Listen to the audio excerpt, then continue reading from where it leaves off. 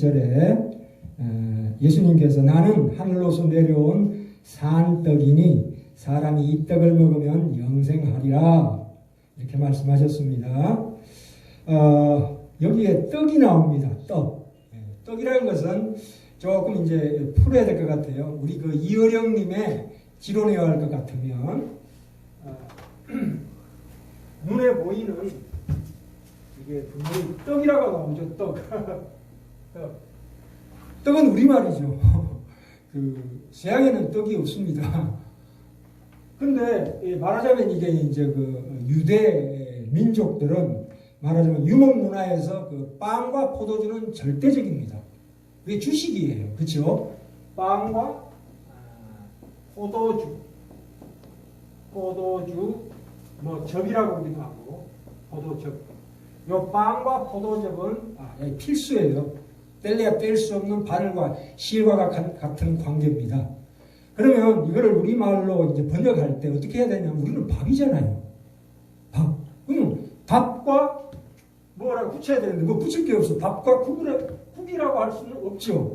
이게 좀 이상하다. 이게 이미지가 안 맞잖아요. 그죠? 이 성경 말씀의 뜻에. 그래서 우리가 뜻을 옮기자면은 이 떡이란 말을 우리 뜻을 옮기자면 밥이라고 해야 맞는데 그렇게 해가지고는 어떤 이미지가 안 떠오르니까 이제 그 이미지를 보자 이거예요. 그래서 떡으로 했습니다. 떡은 전기로 찌는 거죠. 반죽해가지고. 그죠? 밥을 뭉친 주먹밥은 밥알이 하나하나 이렇게 모여 있는 거기 때문에 이 이미지가 안 맞아서 떡으로 했습니다. 그렇죠? 떡이 굉장히 성경의 말씀에 맞는 것 같아요. 그래서 우리는 그러면 밥과 국이 아니면 그러면 막걸리로 해야 될까요? 막걸리는 아니죠. 막걸리는 주식이 아니잖아요. 술 좋아하시는 분이나 막걸리 먹지. 그래서 그거는 기호식품이기 때문에 붙일 수가 없기 때문에 떡으로 했습니다. 그래서 이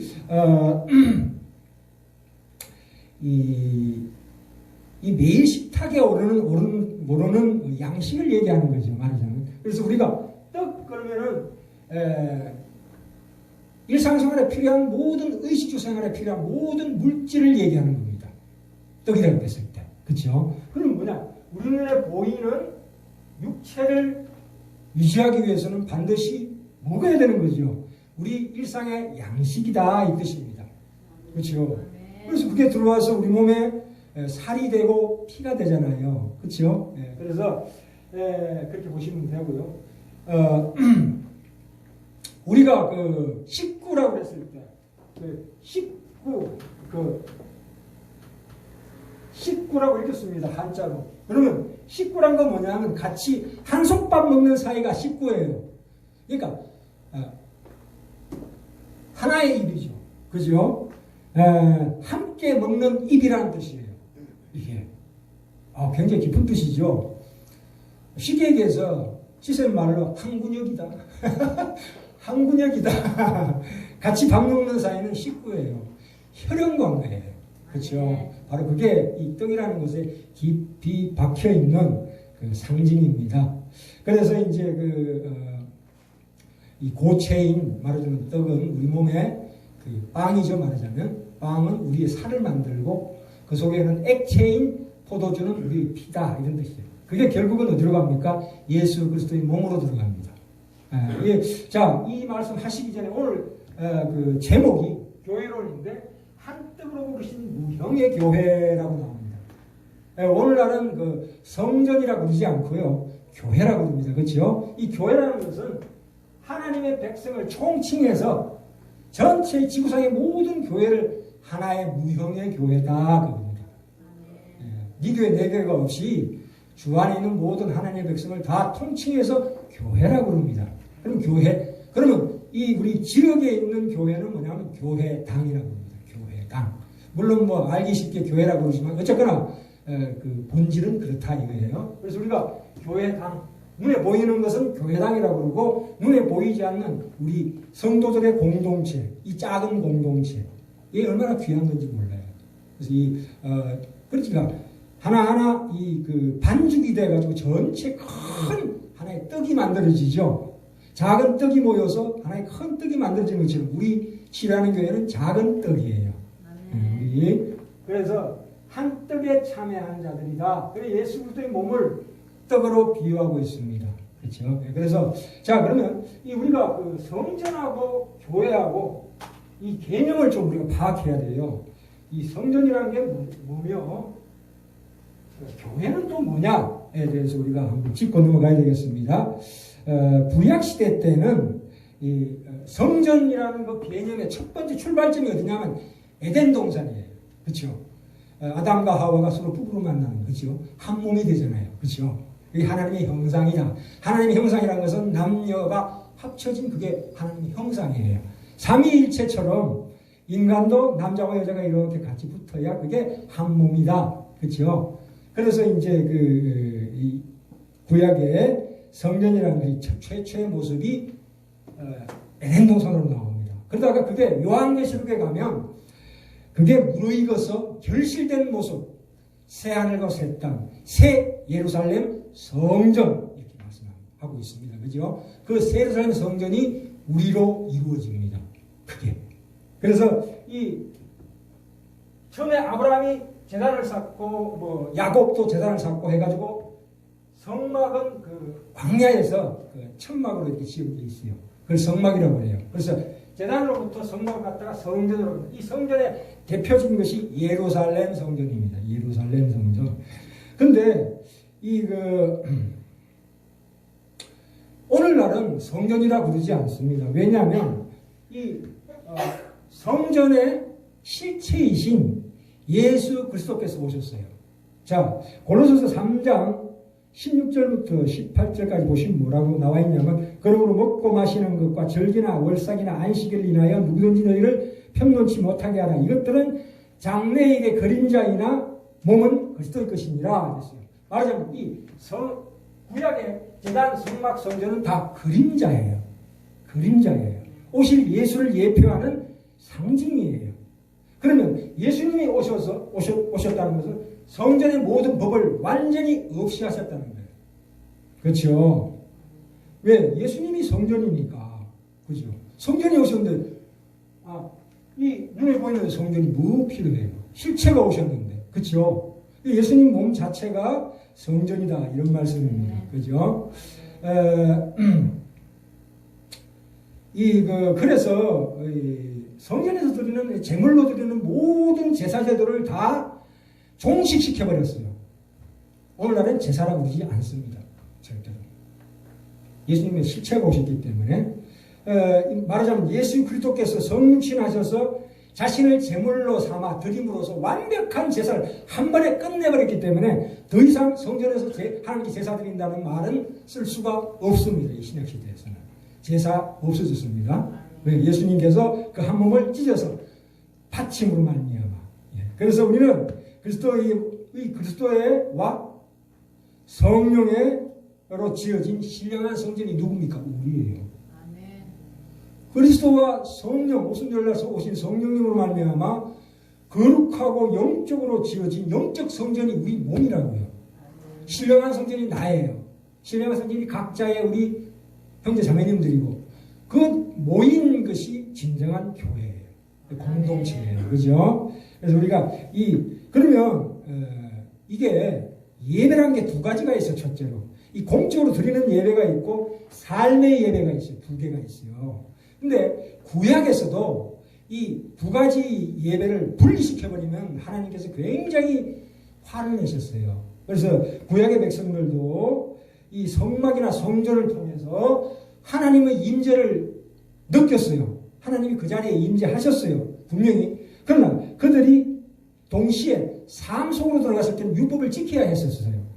그런데 이 구약 백성들은 공적인 예배는 잘 드리는데 삶에 가서 개판 5분 쳤어요. 가난한 자를 압제하고 고아와 과부를 압제하는 그런 일이 많았어요. 그래서 선지자와 제사장을 보내가지고 그들을 책망하시다가 결국은 예수님 오시기 전에 예루살렘 성전이 멸망합니다. 멸망해요. 그래서 이스라엘 백성들이 실패했어요. 물론 이제 이것이 예수 그리스도 오심으로 말미암아 다시 회복되는 지금 과정 중에 있어요. 그래서 우리는 이 성전이라고 해서 이 교회는 지금 만들어져 가고 있어요. 완성된 게 아니에요. 그죠? 완성은 언제 됩니까? 저 새 예루살렘 성전, 우리 몸으로 지은 우리 각자의 성도들의 예수님이 기초석이 되시고, 전번에 말씀드렸죠. 예수님의 건축에 비유한 그런 교회의 그 교회론을 말씀드렸습니다. 그래서 이 공적인 예배와 삶의 예배가 분리될 수가 없다 이거예요. 분리될 수가 없다. 그죠? 그래서 아까 말씀드린 골로새 3장 19절에 보시면 그래서 거기 18절에 저가 그 본 것을 의지하여 육체의 마음을 쫓아 헛되이 과장하고 머리를 쫓지 않는지라. 성전의 개념에 계속 묶여있는 사람들이 예수 그리스도 머리를 잡지 않기 때문에 책망하고 있어요. 골로새서 3장 16절 19절에. 그래서 온몸이 머리로 말미암아 마디와 힘줄로 공급함을 얻고 연합하여 하나님이 자라게 하심으로 자라느니라. 이 교회라는 것은 뭐냐면 하나님 안에 있는 생명이 탄생되는 곳이요, 자라게 하는 곳이요, 완성되어서 드디어 결혼해서 애를 낳는 것까지 가는 거죠. 그 눈에 보이지 않는 영혼의 얘기입니다. 지금 이거는 교회는 눈에 보이지 않는 무형의 교회예요. 눈에 보이는 교회가 아니고 이제는, 그러니까 눈에 보이지 않는. 그래서 우리가 그 교회라는 것은 뭐냐면 여기에서 새 생명이 탄생이 되고 또 그 생명을 자라게 하는 곳이고 또 그게 완성이 되어서 드디어 결혼해서 애를 낳는 거예요. 그죠? 그래서 우리가 나중에 우리가 세례를 할 건데요. 세례는 말하자면 예수 그리스도와 결혼식이에요. 결혼식 안 하고 동거할 수는 있지만 반드시 결혼식을 해야 공적으로 당당해지고 거기에 대한 축복이 많이 옵니다. 그죠? 그게 세례라고 해요. 그래서 우리 정치자들 다 세례 받으시고 그렇게 해야 될 것 같아요. 이 오늘 읽은 요한복음 6장에 제일 앞에 뭐가 나오냐면 오병이어가 나와요. 오병이어 아시죠? 물고기 5마리하고 아니지, 보리떡 5개하고 물고기 2마리, 그게 오병이어인데, 그 오병이어는 뭐냐면 예수님 대속 사역을 설명하고 있는 부분이에요. 오병이어라는 게 예수님의 대속 사역, 예수님의 몸을 찢어서 오병이어, 그 보잘것없는 5개의 보리떡과 2마리 물고기를 찢어서 나눠준다고 그랬어요, 이게. 근데 마태복음 14장에 보면 동일한 오병이어의 사건을 두고 그게는 분명히 예수께서 떡을 가져 축사하신 후에 안전자들에게 나누어주시고 고기도 그렇게 저희 원대로 주시라 했을 때 떡을 떼어라고 나와요. 떡을 떼어. 반드시 뗀 떡입니다. 그냥 둔 게 아니고 뗀 떡이에요. 그래서 오병이어가지고 떼서 주면 또 생기고, 또면 떼서 주면 또 생기고, 또 생기고, 계속 생기는 거죠. 그게 오병이어의 근본적인 설명이십니다. 다시 말해서 오병이어란 건 뭐냐? 오병이어의 기적. 다시 말해서 장정만 5,000명, 전체 2만 명을 먹인 것이 어디에서 출발했냐면 보리떡 5개와 물고기 2마리, 그 초라한 보잘것없는 것으로부터 시작해서 2만 명을 배불리 먹이고 12광절이 남더라. 이게 바로 오병이어의 사건이죠. 그래서 오병이어라는 건 결국은 첫 번째 1차적인 그게 해당하는 분은 누구냐면 예수 그리스도세요. 2차적으로는 우리예요. 예수님도 당대에 얼마나 보잘것없는 마구간에서 태어나신 분 아니에요. 보잘것없는 예수님을 통해서 많은 백성들에게 진정한 생명의 양식을 나눠주셨다 이 뜻입니다. 영적으로 보셔야 돼요. 물론 그것이 2차적으로 그 결과로 말미암아 영혼의 결과적인 하나님의 그 양식을 주심으로 말미암아 결국은 눈에 보이는 육체적인 양식도 같이 덤으로 오는 거죠. 덤으로 오는 거예요. 이게 문제예요. 영혼의 양식이 문제라고요. 눈에 보이는 떡이 아니라 그것은 우리 영혼을 살찌우는 떡이다 이 뜻이에요. 영혼을 먼저 눈에 보이지 않는 영혼을 살찌우는 떡으로 말미암아 눈에 보이는 육신의 모든 의식주 생활도 다 보장이 된다 이 뜻입니다. 얼마나 대단합니까? 그죠? 단순하게 그 이스라엘 백성들은 그랬죠. 표적만 보고 오는 거죠. 표적이 아니라 먹고 배부른 까닭이로다 그랬죠. 표적을 안 보는 거야. 표적이 뭐예요? 이거예요. 영혼의 양식이다 이 뜻인데 얘네들은 영혼의 양식으로 보지 않고 육신의 나의 욕심을 채우기 위한 하나의 도구로 썼다 이 얘기예요. 다시 말해서 하나님, 성령님, 예수님을 나의 인생 살아가는데 눈에 보이는 어떤 명예나 돈이나 건강을 위해서 그들을 이용했다 이거예요. 그거는 썩는 양식이다 이 말이에요. 우리는 썩는 양식으로 받으면 안 됩니다. 그게 말씀이 바로 생명의 떡입니다. 여기에서 우리 하나님이 우리에게 주시고자 하는 말씀이 어떤 뜻인가를 우리가 알아야 합니다. 그래서 영생하는 떡이다. 그래서 하늘로서 내려오는 떡이다 이렇게. 그래서 여기 보시면 이거 잠깐 어려운데 짚고 넘어갑시다. 49절에 볼까요? 51절 그 위에 너희 조상들은 광야에서 만나를 먹었어도 죽었거니와. 그렇죠? 응? 그렇게 나오죠? 뒤에 58절에 가볼까요? 58절에 또 이런 말씀 나옵니다. 이것은 하늘로서 내려온 떡이니 조상들이 먹고도 죽은 그것과 같지 아니야. 이 떡을 먹는 자는 영원히 살리라.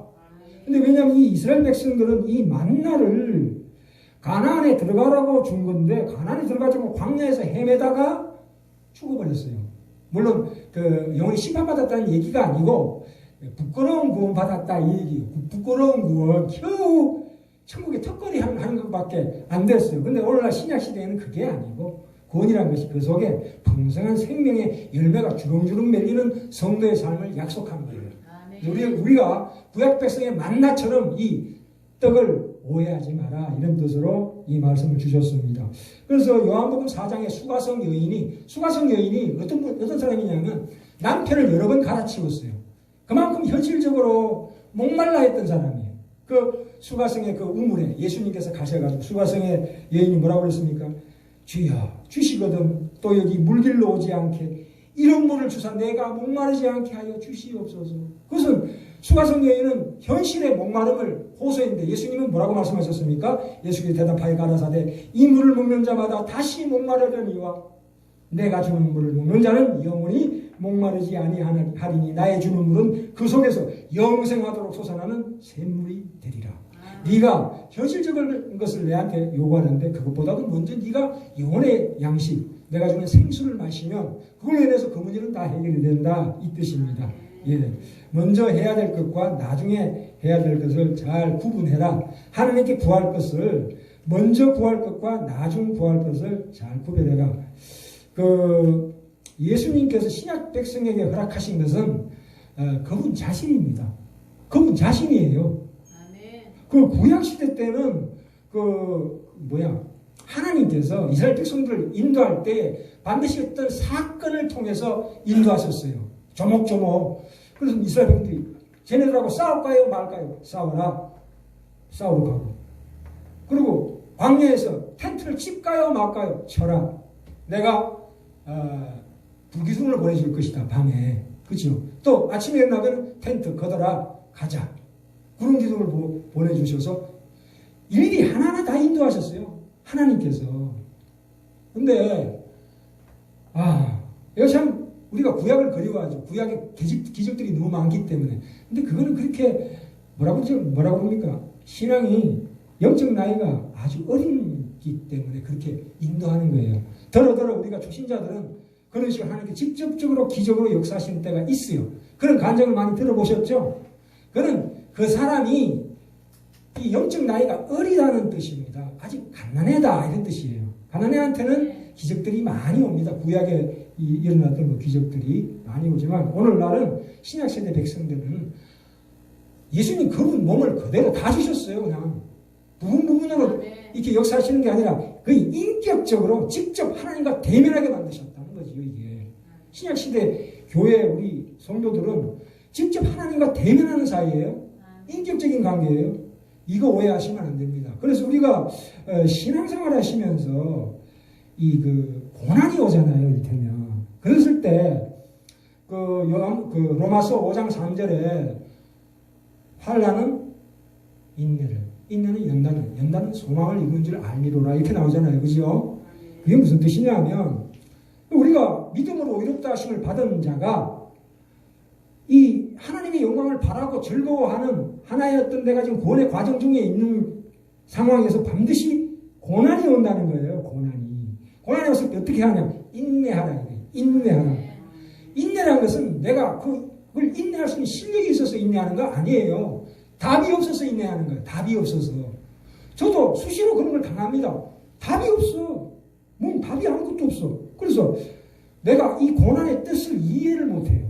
왜 하나님께서 내게 이런 고난을 주시는가 이해를 못해서 우리는 기도합니다. 나의 소원을 하나님께 아뢰죠. 아뢰는데 하나님이 움직여 주시지 않아요. 응답이 없어. 그렇죠. 그래서 우리는 하나님을 놓은 적이 한두 번이 아니에요.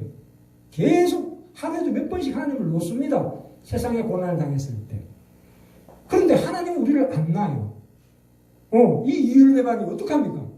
나는 하나님을 놨는데 하나님은 나를 안 놓고 잡고 계시다는 거죠. 그래서 이 주일날 그래도 찝찝하지만 안 올 수가 없어서 와봤자 답이 없지. 그렇죠? 그러나 도망가면 또 훨씬 더 불편하니까 오는 거예요. 이게 인내예요. 이게 인내라고. 이 가운데서 연단이 이루어진다 이 말입니다. 인내라는 것은 답이 있어서 내가 그걸 극복할 수 있는 실력이 있어서 인내하는 게 아니고 할 수 없어서 인내하는 거예요. 그게 뭐냐면 내가 속상해하고 갈등하고 어떨 때는 놀라고 분노하고 절망하고 그것이 인내를 이루는 거예요. 그것이 없으면 인간은 깊어지지 않아요. 영혼이 깨어나질 않습니다. 절대로. 망고불면에 실립니다. 고난이 없으면 인간의 영혼에 깨어나지 않고 거기에 하나님의 영광을 담을 수가 없어요.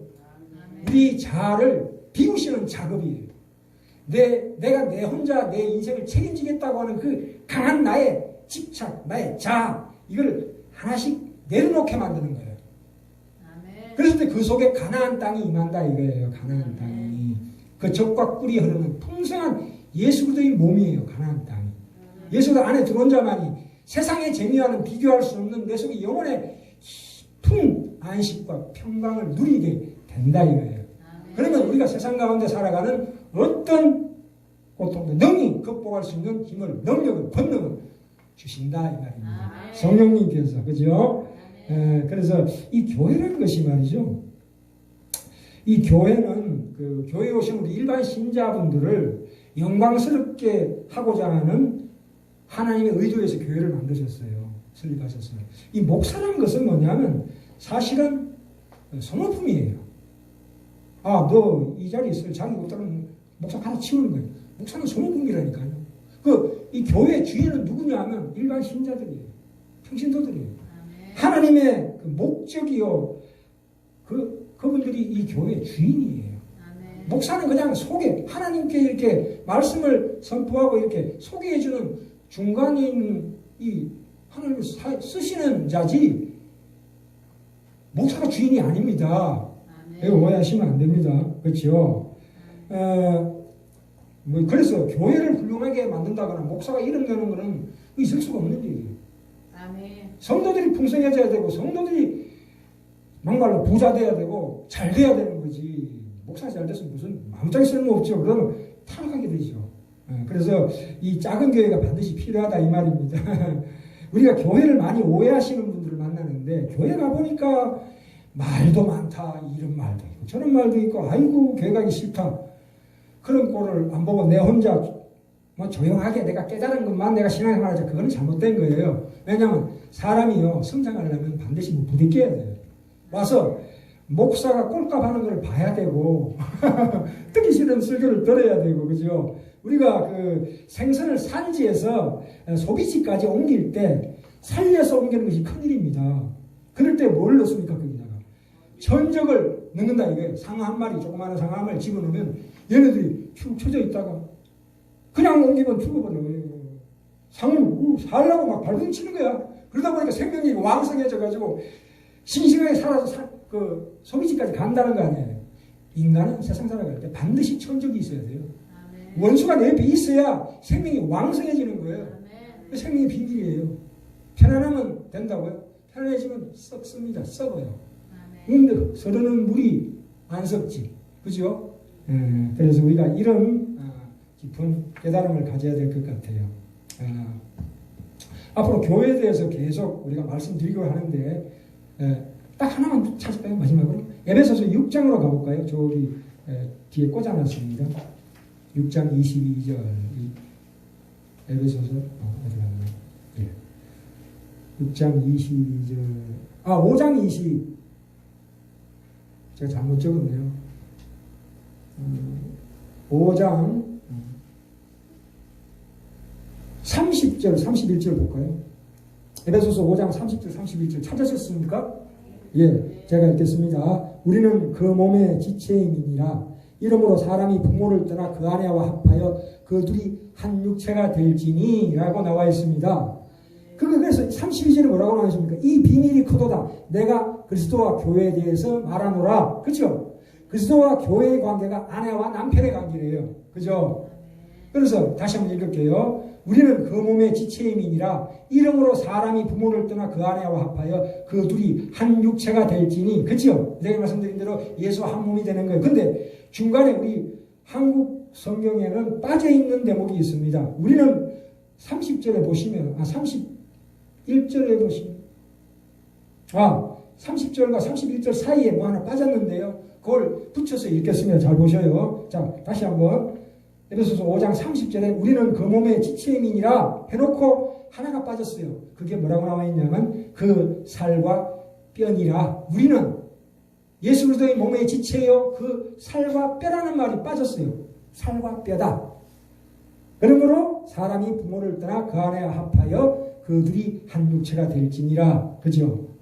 이 하와를 보고 아담이 잠에서 깨어나가지고 그 갈빗대로 하와를 만들고 잠을 깨고 나니까 여기에 상처가 났고 이거 뭐야 이거 뭐가 이상하다. 하나님께서 나를 수술해가지고 갈빗대 뽑아가지고 뭘 만드는데 보니까 내 살 중에 살이요 내 뼈 중에 뼈다라고 고백했잖아요. 그렇죠? 그거예요. 예. 이건 뭐냐면 하나님 예수 그리스도와 우리와의 관계를 얘기하는 거예요.